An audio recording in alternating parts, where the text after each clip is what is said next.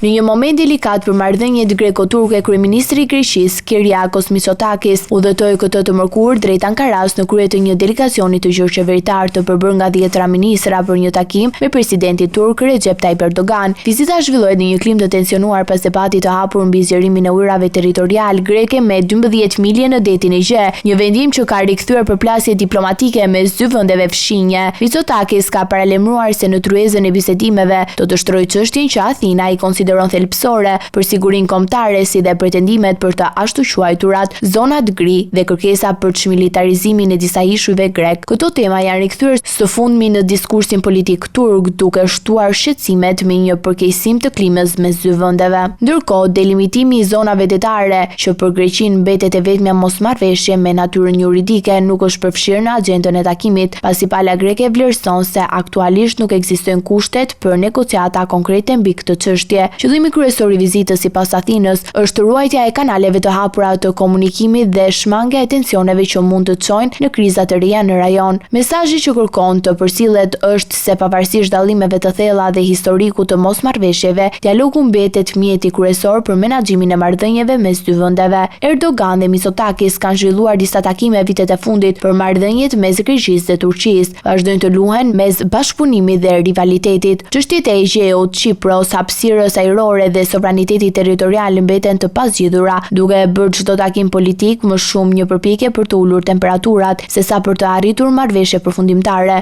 Për këtë arsye, vetë fakti që dialogu vazhdon shihet si garanci për të mbajtur situatën nën kontroll dhe për të shmangur përshkallëzime të rrezikshme në rajon.